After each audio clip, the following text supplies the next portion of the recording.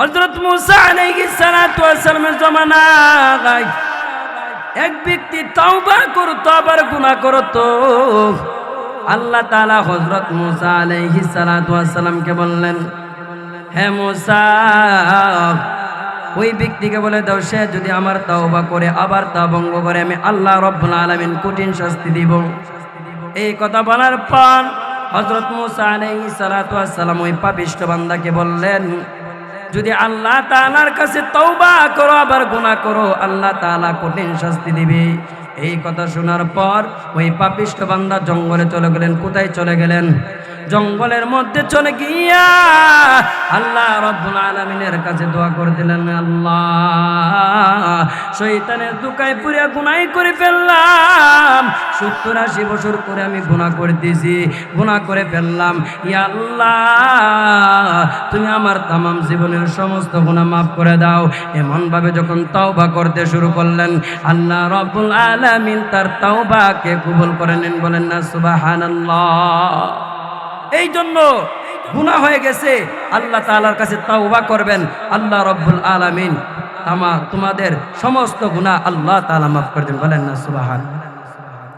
এই জন্য নবীর উম্মতের দল হযরত মুসা আলাইহিস সালাতু ওয়াস সালামের জামানায় দুর্ভিক্ষ দেখা দিল।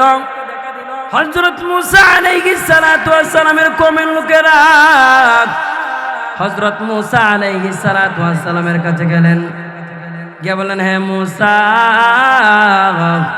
আমাদের ওই জমিনের মধ্যে বৃষ্টি হয় না। কি হয় না? আমাদের ওই জমিনের মধ্যে বৃষ্টি হয় না। কি কাজ করলে বৃষ্টি হইবে? কি করলে বৃষ্টি হইবে? তখন হযরত মুসা আলাইহিস সালাতু ওয়াস সালাম বললেন, আগামীকাল ইস্তিসকার নামাজ পড়ার জন্য সকলে মাঠের মধ্যে চলে যাইবেন। কোথায় চলে যাইবেন? মাঠের মধ্যে চলে যাইবেন। ইস্তিসকার নামাজ পড়িয়া যখন হযরত মুসা আলাইহিস সালাতু ওয়াস সালাম তার 70,000 উম্মতকে নিয়ে যখন আল্লাহ তাআলার দরবারে তওবা করতে লাগলেন, ইয়া আল্লাহ ওই জমিনের মধ্যে বৃষ্টি প্রদান করেন, ওই জমিনের মধ্যে বৃষ্টি প্রদান করেন। এমন ভাবে যখন তওবা করতে শুরু করলেন আল্লাহ তাআলা গায়বে আওয়াজ দিয়ে বললেন, হে মুসা, ওই মাঠের মধ্যে এমন একজন পাপিষ্ঠ বান্দা রয়েছে, এমন একজন গুনাহগার বান্দা রয়েছে। ওই পাপিষ্ঠ বান্দা, ওই গুনাহগার বান্দা যতক্ষণ পর্যন্ত মাঠ থেকে বের না হবে আমি আল্লাহ তাআলা ওই জমিনের মধ্যে বৃষ্টি প্রদান করব না। ওরে নবীর উম্মতের দল, পৃথিবীতে এমন কোন বিষয় নাই যেই বিষয় নিয়ে কারো ইখতিলাফ নাই, কারো মতানৈক্য নাই, বরং সকল বিষয় নিয়ে কিছু না কিছু ইখতিলাফ আছে। কিন্তু এমন একটা বিষয় আছে রে ভাই, যেই বিষয় নিয়ে কারো ইখতিলাফ নাই। আপনি ইহুদি হন বা খ্রিস্টান হন বা বৌদ্ধ হন, যেই কোনো ধর্মের হক না কেন, এই বিষয় নিয়ে কারো ইখতিলাফ নাই। এটা হলো মানুষের মৃত্যু। মৃত্যু এমন সত্য যা অস্বীকার করা যাবে না। আপনি পৃথিবীতে এমন মানুষ পাইবেন যারা আল্লাহ তাআলাকে মানে না, জান্নাতকে মানে না, জাহান্নামকে মানে না, কিন্তু এমন কাউকে পাইবেন না আজ মৃত্যুকে অস্বীকার করেছি। এই জন্য আল্লাহ রাব্বুল আলামিন বলেন, কুল্লু নাফসিন যায়িকাতুল মাউত, প্রত্যেক প্রাণীর মৃত্যুর স্বাদ গ্রহণ করতে হবে। মৃত্যু থেকে কেউ রেহাই পাইবে না। মৌত কাসিম কুল্লু নাসিম শারিবুর কবর বাইতিন কুল্লু নাসিম দাখিলু, মৌত কাসিম কুল্লু নাসিম শারিবুর কবর বাইতিন কুল্লু নাসিম দাখিলু। কুল্লু নাফসিন মানে প্রত্যেক প্রাণী, যার প্রাণ আছে তার মৃত্যু আছে, যার প্রাণ নাই তার মৃত্যু নাই।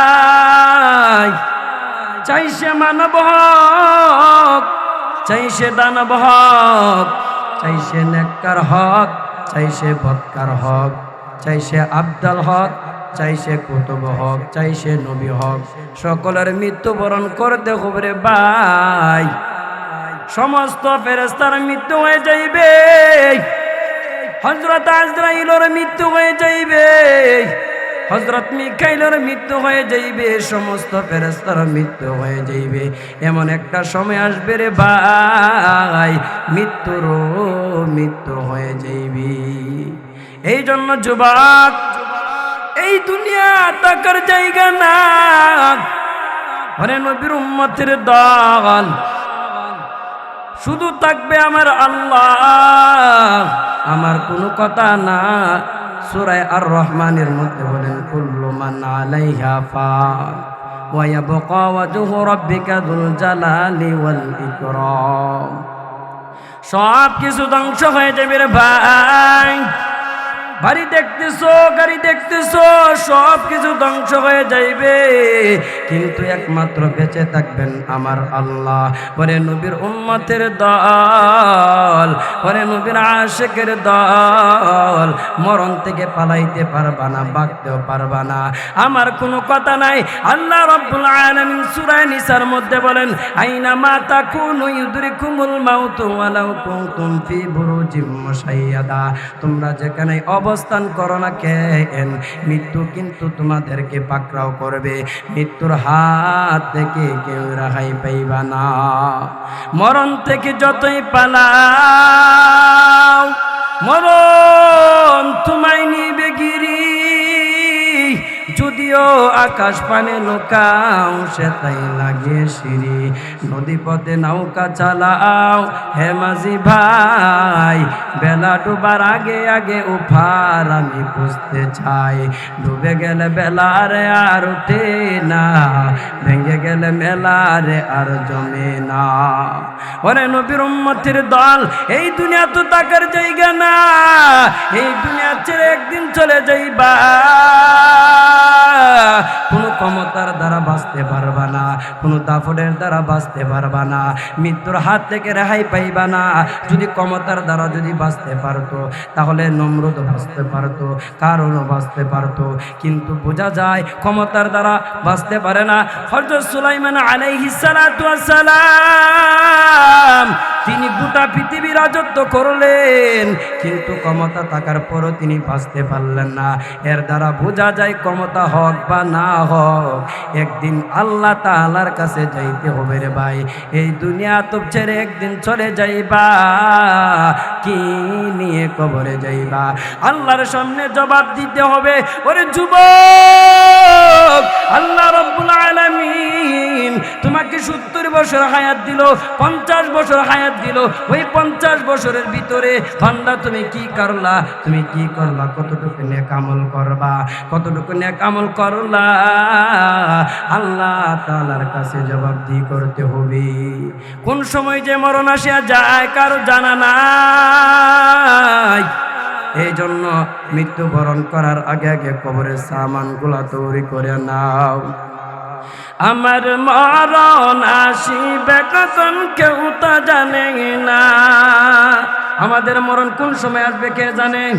একমাত্র আল্লাহ জানে। আমার মরণ আসিবে কখন কেউ তা জানে না। আমি মরে গেলে আমায় তোমরা ভুইলা যাও না। আমি মরে গেলে আমায় তোমরা ভুইলা যাও না। আমার মরণ আসিবে কখন কেউ তো জানে না। এ দুনিয়া চিরজীবন থাকার জায়গা না। অন্ধকার খবর যে আমার আসল ঠিকানা। এ দুনিয়া চিরজীবন থাকার জায়গা না। অন্ধকার খবর যে আমার আসল ঠিকানা। সবাই রেখে আমায় চলে যাবে, সঙ্গী হবে না। সবাই রেখে আমায় চলে যাবে, সঙ্গী হবে না। আমার মরণ আসিবে কখন কেউ তো জানে না। এই জন্য যুবক, কার যে কোন সময় মরণ আসিয়া যায় কোন সময় যে মরণ আসিয়া যায় যুবক একটা সেকেন্ডের ভরসা নাই। আমরা যেই বাড়ির মধ্যে অবস্থান করি ওই বাড়ির মালিক তো ছিল আমার মা, ওই বাড়ির মালিক তো ছিল আমার দাদা, ওই বাড়ির মালিক তো ছিল আমার আত্মীয় স্বজন, কিন্তু তারা ওই দুনিয়া থেকে চলে গেছে। আমাদের কয়েকদিন চলে যাইতে হবে। ওরে যুবক ভাই, কি নিয়ে কবরে যাইবে একটু চিন্তা করো। ওরে দৌলত পাড়ার যুবক, ভালো করে শুনে নাও, আল্লাহ তাআলার কাছে কি জবাব দিবা রে বান্দা? আল্লাহ তাআলার কাছে কি জবাব দিবা? আল্লাহ রব্বুল আলামিন দুনিয়ার জমিনে পাঠাইছে বান্দা বান্দিকে পরীক্ষা করার জন্য। আল্লাহ তাআলা বলেন, আফা হাসিবতুম আন্নামা খলাকনাকুম আবাসা ওয়া আন্নাকুম ইলাইনা লা তুরজাউন। আল্লাহ বলেন, ওরে বান্দা, তোমাকে আমি অনর্থক পাঠাই না, মনে করতেছো আমি তোমাদেরকে অনর্থক পাঠাইছি? বলে না না, আমি কি জন্য পাঠাইলাম? আল্লাহ রব্বুল আলামিন আরেক আয়াতের মধ্যে বলেন, ওয়া মা খালাকুতুল জিন্না ওয়াল ইনসা ইল্লা লিয়াবুদুন, মা খালাকুতুল জিন্না ওয়াল ইনসি বাখা জুজু ইবাদাতুল ইস্তেমাকসুদ আজহা লা ইলাহা ইল্লাল্লাহ, লা ইলাহা ইল্লাল্লাহ, লা ইলাহা ইল্লাল্লাহ, লা ইলাহা ইল্লাল্লাহ, লা ইলাহা ইল্লাল্লাহ। হৃদয়ের জানালা খুলে দেও না, প্রভুর ডাকে কেন সারা দাও না? লা ইলাহা ইল্লাল্লাহ, লা ইলাহা ইল্লাল্লাহ। ইয়া ইলাহি তো মেরা মাবুদ হায়, ইয়া ইলাহি তো মেরা মাশুক হায়, ইয়া ইলাহি মুঝসে মুঝকো তু রুকার তাকে দেখো মুঝ মে তুঝকো একই নজর। এই জন্য যুবক, এই দুনিয়াতে থাকতে পারবা না, মৃত্যু আমাদেরকে প্রত্যেক দিন এলান করতেছে, তারপর আমাদের কোনো খবর নাই। কারণ এই দুনিয়াটা হলো পরীক্ষার হল। ফারিকুম ফিল জান্নাতি ওয়া ফারিকুম ফিস সাঈদ। একটা রাস্তা হলো জান্নাতের, আরেকটা রাস্তা হলো জাহান্নামের। ওই জান্নাতের চলার স্বাধীনতা আমার আল্লাহ দিলেন, ওই জান্নাতের চলার স্বাধীনতা আমার আল্লাহ তাআলা দিলেন। বান্দা তুমি কোন কাজ করলে জান্নাতে যাইবা, বান্দা তুমি কোন কাজ করলে জাহান্নামে যাইবা? আমার আল্লাহ রব্বুল আলামিন বিবেক নামক একটা বুদ্ধি দিয়েছে। বিবেক নামক বুদ্ধি আমাদেরকে দিছিনি? আল্লাহ রব্বুল আলামিন বিবেক নামক বুদ্ধি দিয়ে বলতেছে, বান্দা যদি তুমি নেক আমল করো তাহলে তুমি জান্নাতে যাইতে পারবা, আর যদি তুমি গুনার কাজ করো রে তাহলে তুমি জাহান্নামে যাইতে হবে। এ দুনিয়া ছেড়ে চলে যাব একই দিন, মায়ারি বাঁধন ভেঙে যাবে একই দিন। এ দুনিয়া ছেড়ে চলে যাব একই দিন, মায়ারি বাঁধন ভেঙে যাবে একই দিন। এই যে বাড়ি গাড়ি ক্ষমতা সবই পরে রবে সবই, চলে যাব আমি। দুনিয়ার মায়া সব চলে যাবে একদিনে, দুনিয়া ছেড়ে চলে যাব একদিন। ভাই এই দুনিয়া ছেড়ে চলে যাইতে হবে। ওরে ভাই, লক্ষ লক্ষ টাকা পালাইয়া চলে যাইতে হবে। আমার মা ওই বাড়ির মালিক ছিল, আমার বাবা ওই বাড়ির মালিক ছিল। যেই মা সকাল থেকে সন্ধ্যা পর্যন্ত দুরন্তির আওয়ারের মধ্যে কাজ করত, কালীগঞ্জ আওয়ারের মধ্যে কাজ করত। যেই মা নিজে কষ্ট করিয়া আমাদেরকে খাওয়াইতো, যেই বাবা আমাদেরকে খাওয়াইতো, ওই বাবার ঘরের মধ্যে আমরা থাকি, ওই বাবার ঘরের মধ্যে আমরা থাকি। তারপরও আমাদের বাবাদের কথা স্মরণ হয় না। আমাদের মা বাবা আমাদেরকে শিক্ষা দিতেছে, ওরে আমাদের মা বাবা আমাদেরকে শিক্ষা দিয়ে যাইতেছে, ওরে সন্তান আমিও মরে যাইব, তোমার বাবাও মরে গেছে, আমিও মরে গেলাম, তারপরও তোমাদের সিরাল। এই জন্য যুবক আর কয়দিন বাহাদুরি করবা, কয়দিন বাহাদুরি করবা? এই দুনিয়াটা হলো পরীক্ষার হল। কারণ আমরা যখন মাদ্রাসার মধ্যে পরীক্ষা দেই আমাদেরকে কিছু সময় দেয়নি। আমরা যখন মাদ্রাসার মধ্যে পরীক্ষা দেই আমাদেরকে 3 ঘন্টা সময় দেয় অথবা 4 ঘন্টা সময় দেয়। ঠিক তেমনিভাবে আল্লাহ রাব্বুল আলামিন বলেন, আমিও বান্দা বান্দিকে অল্প কিছু দিনের জন্য দুনিয়ার মধ্যে পাঠাইলাম। ওরে বান্দা, আমার কাছে একদিন আসতে হবে, আমার কাছে একদিন আসতে হবে। মৃত্যুর যন্ত্রণা সহ্য করতে পারবা না, মৃত্যুর যন্ত্রণা সহ্য করতে পারবা না। জাহান্নামের আগুনের কথা স্মরণ করিয়া, মৃত্যুর কথা স্মরণ করিয়া বেশি বেশি করে নেক আমল করতে হবে। নবীর উম্মতের দল, মৃত্যুর কষ্ট এমন হাদিস শরীফের মধ্যে আসছে যে 300 তরবারি দ্বারা একজন ব্যক্তিকে যদি আঘাত করা হয় তার চাইতে বেশি কষ্ট হবে।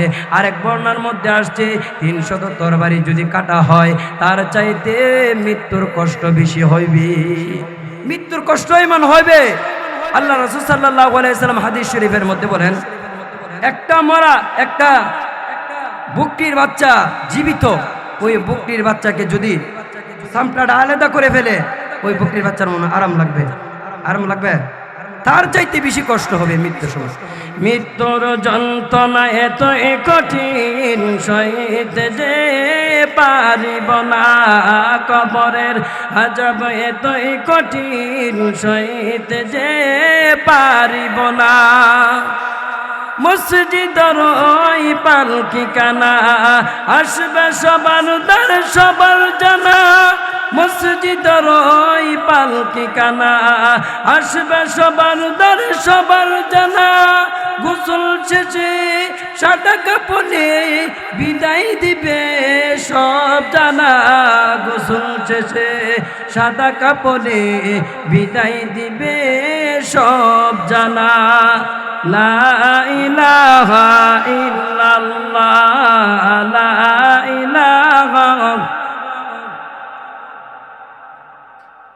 লা ইলাহা ইল্লাল্লাহ, লা ইলাহা ইল্লাল্লাহ। এই জন্য যুবক গুনাহ হয়ে গেছে, আল্লাহ তাআলার কাছে তওবা করো। আল্লাহ রাব্বুল আলামিন বলেন, ওরে বান্দা তুমি 70 বছর গুনাহ করেছো, 50 বছর গুনাহ করেছো, 80 বছর গুনাহ করেছো। শয়তানের কাজ হলো গুনাহ করানো।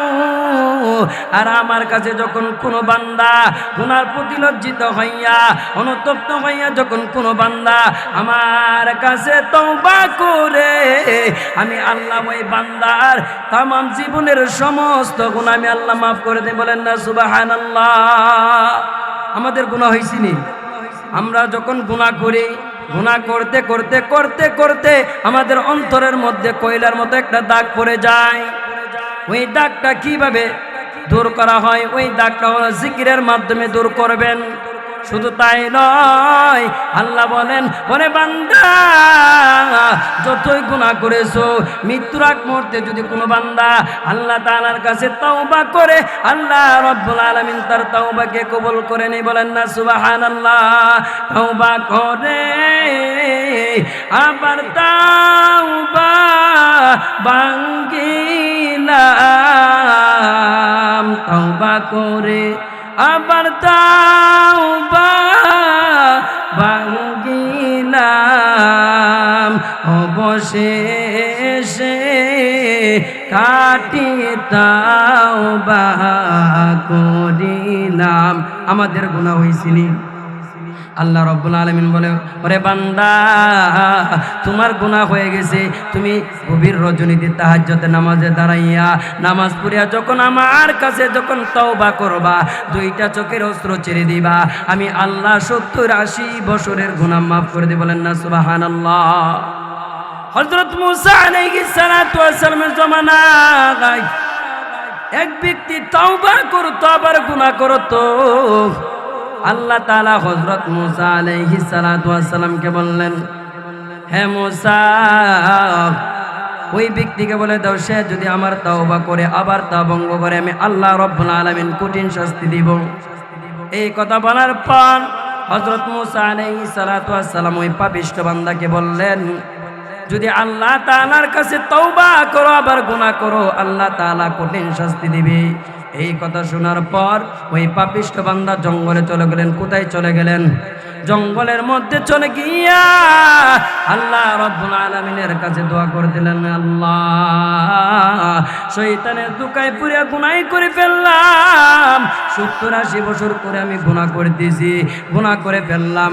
ইয়া আল্লাহ, তুমি আমার তামাম জীবনের সমস্ত গুনাহ মাফ করে দাও। এমন ভাবে যখন তওবা করতে শুরু করলেন, আল্লাহ রাব্বুল আলামিন তার তওবাকে কবুল করে নেন। বলেন না সুবহানাল্লাহ।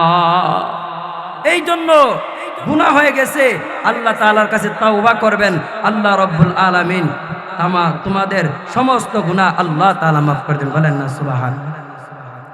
এই জন্য নবীর উম্মতের দল হযরত মুসা আলাইহিস সালাতু ওয়াস সালামের জামানায় দুর্ভিক্ষ দেখা দিল। হযরত মুসা আলাইহিস সালাতু ওয়াস সালামের কওমের লোকেরা হযরত মুসা আলাইহিস সালাতু ওয়াস সালামের কাছে গেলেন, গিয়ে বলেন, হে মুসা, আমাদের ওই জমিনের মধ্যে বৃষ্টি হয় না। কি হয় না? আমাদের ওই জমিনের মধ্যে বৃষ্টি হয় না। কি কাজ করলে বৃষ্টি হইবে? কি করলে বৃষ্টি হইবে? তখন হযরত মুসা আলাইহিস সালাতু ওয়াস সালাম বললেন, আগামীকাল ইস্তিসকার নামাজ পড়ার জন্য সকলে মাঠের মধ্যে চলে যাইবেন। কোথায় চলে যাইবেন? মাঠের মধ্যে চলে যাইবেন। ইস্তিসকার নামাজ পড়িয়া যখন হযরত মুসা আলাইহিস সালাতু ওয়াস সালাম তার 70,000 উম্মতকে নিয়ে যখন আল্লাহ তাআলার দরবারে তওবা করতে লাগলেন, ইয়া আল্লাহ, ওই জমিনের মধ্যে বৃষ্টি প্রদান করেন, ওই জমিনের মধ্যে বৃষ্টি প্রদান করেন। এমন ভাবে যখন তওবা করতে শুরু করলেন, আল্লাহ তাআলা গায়বে আওয়াজ দিয়ে বললেন, হে মুসা, ওই মাঠের মধ্যে এমন একজন পাপিষ্ঠ বান্দা রয়েছে, এমন একজন গুনাহগার বান্দা রয়েছে। ওই পাপিষ্ঠ বান্দা, ওই গুনাহগার বান্দা যতক্ষণ পর্যন্ত মাঠ থেকে বের না হবে, আমি আল্লাহ তাআলা ওই জমিনের মধ্যে বৃষ্টি প্রদান করব না। বলতেছে আল্লাহ তাআলা বলতেছে, হে মুসা, ওই মাঠের মধ্যে এমন একজন ব্যক্তি রয়েছে, যেই ব্যক্তি 40 বছর গুনাহ করেছে। কয় বছর গুনাহ করেছে? 40 বছর গুনাহ করেছে। ওই পাপিষ্ঠ বান্দা যতক্ষণ পর্যন্ত মাঠ থেকে বের না হবে, ততক্ষণ পর্যন্ত ওই মাঠের মধ্যে বৃষ্টি প্রদান করব। তখন হযরত মুসা আলাইহিস সালাতু ওয়াস সালাম মাঠের মধ্যে এলান করলেন, কে তুমি এত বড় পাপী, বের হয়ে যাও, তোমার কারণে লোকেরা কষ্ট পাচ্ছে। মাঠের মধ্যে বৃষ্টি হয় না। কি হয় না? মাঠের মধ্যে বৃষ্টি হয় না। এরকম ভাবে যখন হযরত মুসা আলাইহিস সালাতু ওয়াস সালাম মাঠের মধ্যে এলান করলেন, এলান করার পর ওই যে পাপিষ্ঠ বান্দা 40 বছর গুনাহ করেছে। কয় বছর গুনাহ করেছে? 40 বছর গুনাহ করেছে। ওই পাপিষ্ঠ বান্দা ওই মাঠ থেকে আল্লাহ তাআলার কাছে দোয়া করতে লাগলেন, ইয়া আল্লাহ, 40 বছর যাবত গুনাহ করলাম, আমি তোমার নাফরমানি করলাম, আমার পরিচয় কারো কাছে, আমার পরিচয় কারো কাছে দেও না, আমার পরিচয় কারো কাছে প্রকাশ করো না। ইয়া আল্লাহ, আমি এই মুহূর্তে আল্লাহ তোমার কাছে তওবা করতেছি। ইয়া আল্লাহ, তুমি আমার তামাম জীবনের সমস্ত গুনাহ আল্লাহ তুমি মাফ করে দাও। বলেন না সুবহানাল্লাহ। বলতেছে 40 বছর গুনাহ করেছি। কয় বছর গুনাহ করেছে? 40 বছর গুনাহ করার পর বলতেছে, আল্লাহ, 40 বছর গুনাহ করেছি, আমার পরিচয় কারো কাছে প্রকাশ করো না, আমি যে গুনাহগার এই পরিচয় কারো কাছে প্রকাশ করো না। এখন আমি এই মুহূর্তে তোমার কাছে তওবা করলাম, আমি তওবা করলাম। যখন এই তওবা যখন করলেন, আল্লাহ রাব্বুল আলামিন সঙ্গে সঙ্গে তার তওবাকে কবুল করলেন। বলেন না সুবহানাল্লাহ। তার তাওবাকে কবুল করে ওই মাঠের মধ্যে বৃষ্টি প্রদান করলেন।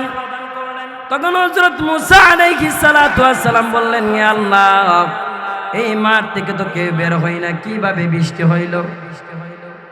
আপনি যে বলেছেন একজন পাপিষ্ঠ বান্দা রয়েছে, ওই পাপিষ্ঠ বান্দা যতক্ষণ পর্যন্ত মাঠ থেকে বের না হবে ততক্ষণ পর্যন্ত ওই মাঠের মধ্যে বৃষ্টি হবে না।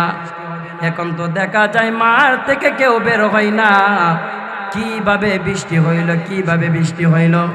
আল্লাহ রাব্বুল আলামিন বলে, আরে মুসা, যেই পাপিষ্ঠ বান্দা 40 বছর গুনাহ করেছে, ওই পাপিষ্ঠ বান্দা আমার কাছে ওই মাঠের মধ্যে পাপিষ্ঠ বান্দা লজ্জিত হইয়া অনুতপ্ত হইয়া যখন আমার কাছে তাওবা করলো, আমার আল্লাহ, আমি আল্লাহর অন্তরের মধ্যে জোশ বেড়ে গেল, আমার আল্লাহর অন্তরের মধ্যে জোশ বেড়ে গেল।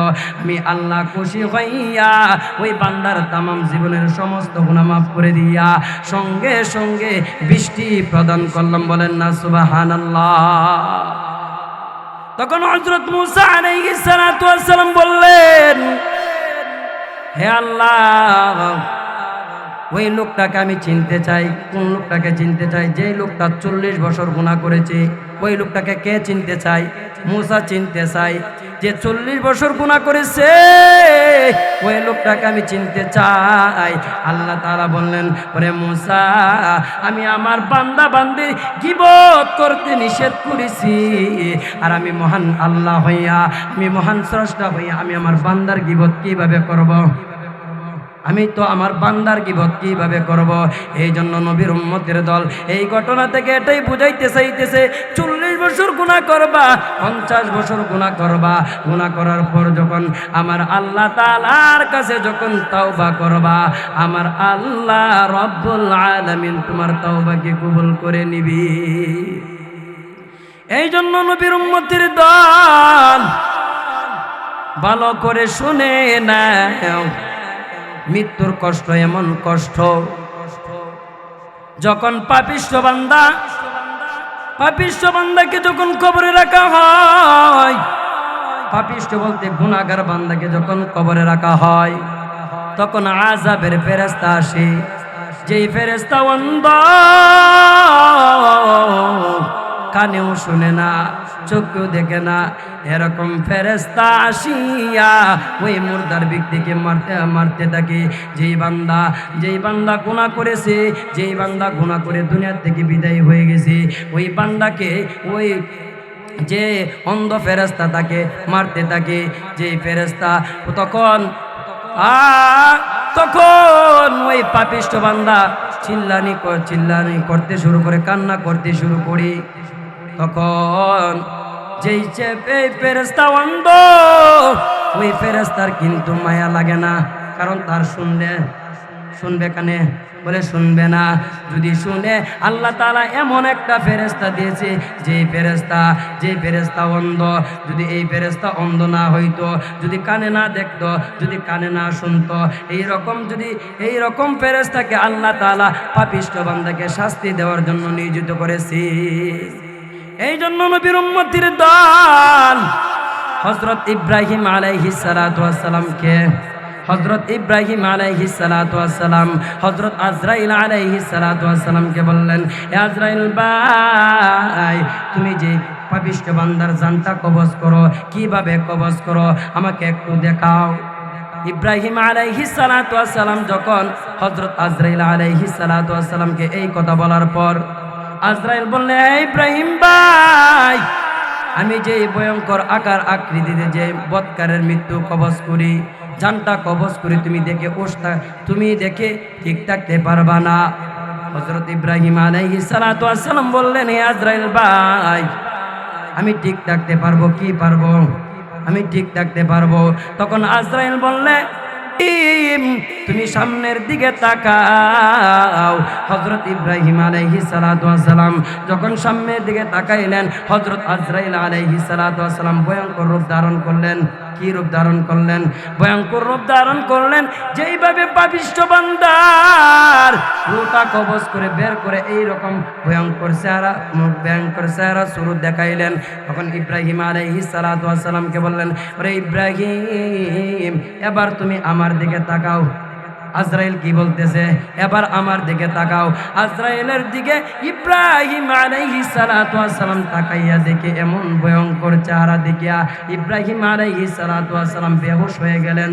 কি হয়ে গেলেন? বেহুশ হয়ে গেলেন। তখন ইব্রাহিম আলাইহিস সালাতু ওয়াস সালাম বেহুশ হওয়ার পর আবার যখন কিছুক্ষণ পর যখন হুশ ফিরে আসলো, তখন জিব্রাইলকে বলল, হে জিব্রাইল, তুমি যে ভয়ঙ্কর আকার আকৃতিতে যে বৎকারের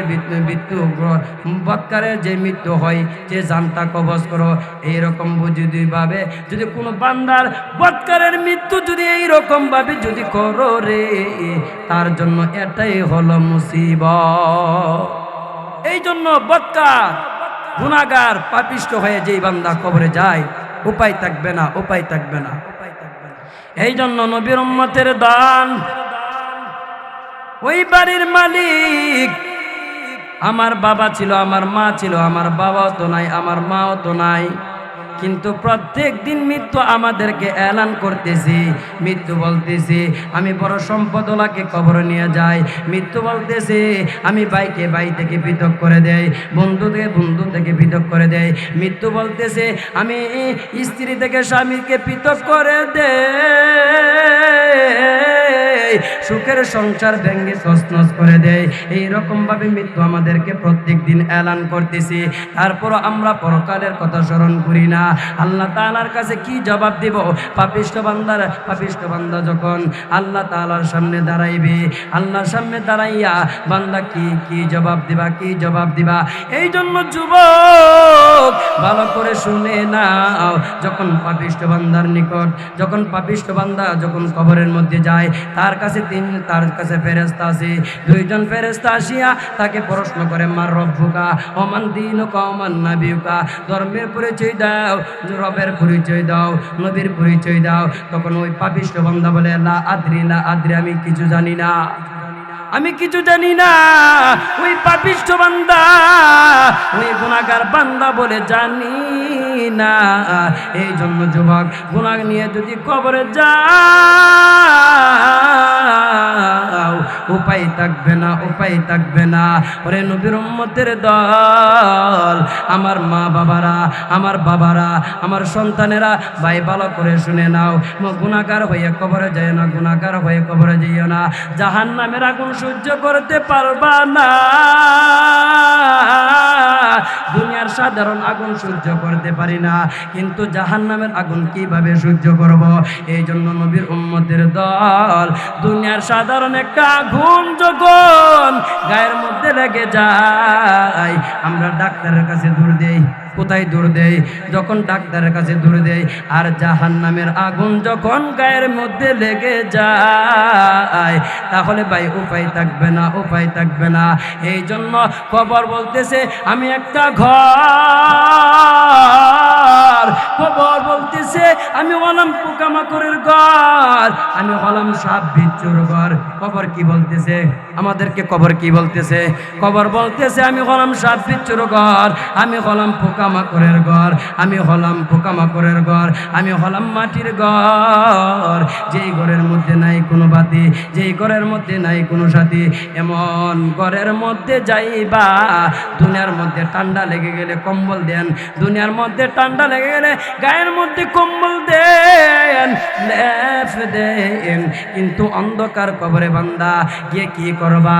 ওই যে ঘরের মধ্যে কোনো যাই, কোনো সাথী নেই, কোনো বাতি, ওই অন্ধকার কবর। এই জন্য যুবক ভাই, এই জন্য যুবক, যখন রাত্রিবেলা যখন আমাদের লাইটটা অফ হয়ে যায়, কারেন্ট হয়ে যায়, একা একা রুমের মধ্যে থাকা যায় না। একা একা কি রুমের মধ্যে থাকা যায়? কারেন্ট গেলে একা একা কি রুমের মধ্যে থাকা যায়? কিন্তু একা একা রুমের মধ্যে থাকা যায় না। কিভাবে ভাই, কিভাবে থাকবা? মাটির ঘরের মধ্যে কিভাবে থাকবো একটু চিন্তা করো ভাই। এখনো সময় আছে ভাই, আল্লাহ তাআলার কাছে তওবা করো, নামাজ পড়ো, রোজা রাখো, হজ করো, যাকাত দাও। এরকম ভাবে যদি নেক আমল করিয়া করিয়া যদি যাইতে পারো রে, বলা হয়েছে আল কবরু রাউযাতুম মির রিয়াজিল জান্নাহ আও হুফরাতুম মিন হুফারিন নার। কার জন্য কবরটা হয়ে যাবে জান্নাতের বাগান, আর কার জন্য কবরটা হয়ে যাবে জাহান্নামের বাগান। কার জন্য কবরটা হয়ে যাবে জান্নাতের বাগান জানেননি? যারা নেক আমল নিয়ে যায়, নামাজ পড়ে, রোজা রাখে, হজ করে, যাকাত দেয়, পরিপূর্ণভাবে আল্লাহ তাআলার বিধিবিধান মতে চলে, তার জন্য কবরটা হয়ে যাবে জান্নাত। কি হয়ে যাবে? আর যে বান্দা গুনাহ নিয়ে কবরে যায়, তার কবরটা হইবে জাহান্নামের বাগান। এই জন্য আমাদের কবর কি জান্নাতের বাগান বানাইতে চাই নাকি জাহান্নামের বাগান বানাইতে চাই? জান্নাতের বাগান বানাইতে চাই নাকি জাহান্নামের বাগান বানাইতে চাই? জান্নাতের বাগান যদি বানাইতে চাও, ওরে ভাই নামাজ পড়বেন, নামাজ পড়বেন। কারণ হাদিস শরীফের মধ্যে আসছে আউয়ালু মা ইউহাসাবু আবদি ইয়াউমাল কিয়ামাতিস সালাহ। হাসরের ময়দানে সর্বপ্রথম যেই হিসাবটা নিবে সেটা হলো বান্দা তোমার নামাজের হিসাব নিবে। যদি নামাজ যদি ঠিক হয়ে যায়, তাহলে তোমার অন্যান্য আমলও ঠিক হয়ে যাইবে। নামাজ যদি ঠিক না হয়, অন্যান্য আমলও ঠিক হবে না। এই জন্য নামাজ পড়িয়া অন্ধকার কবরের মধ্যে যাইতে হবে। জাহান্নামের আগুন মাবুদ সইতে পারব না,